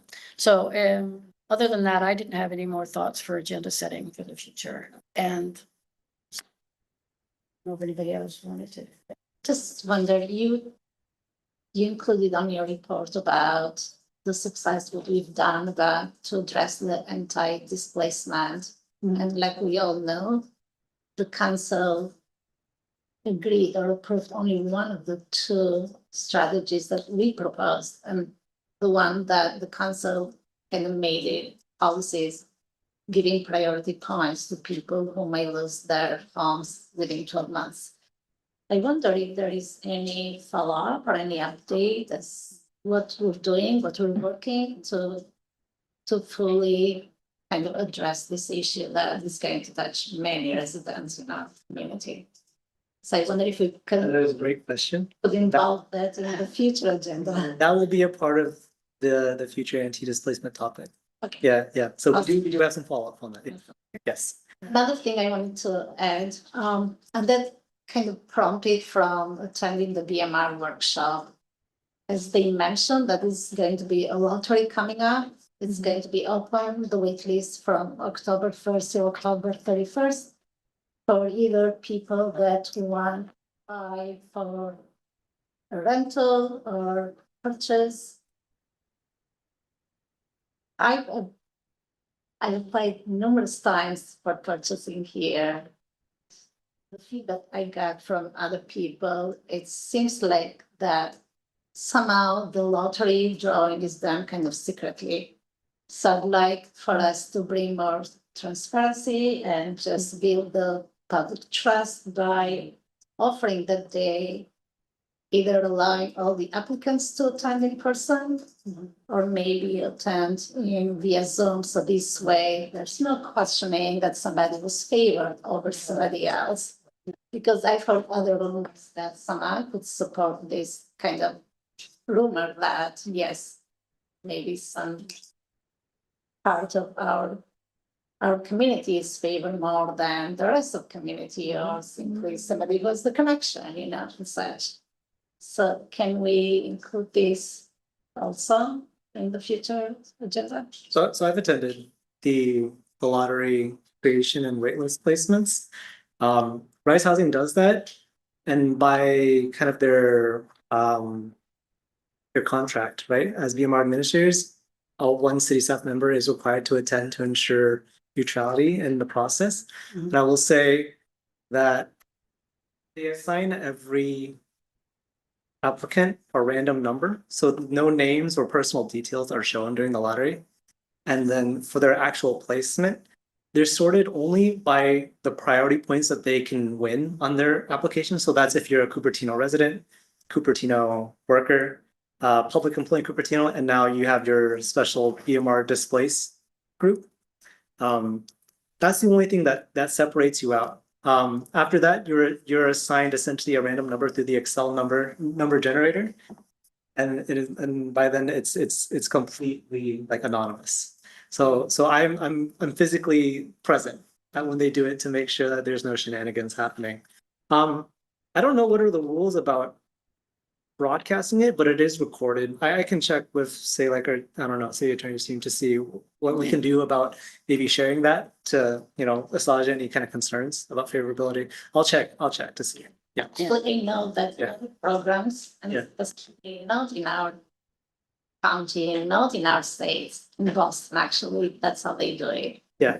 They announce it when the drawing is gonna be, public shows up, everybody knows has a name and they have the name on the ticket, so no names is displayed, the drawing is done, like you said, such and such number, and such number one, and such number, and such number two, so I think we do have the technology to make that happen and bring that transparency to. We have a recording, so I'll check with city attorney's office to see what we can do about maybe like putting that somewhere, right? For Yeah, people to see. making it more Yeah. transparent. I think. Yeah. Good Yeah. idea. And on that very good basis, I'm going to say that we will gavel the meeting closed and thank everyone for coming.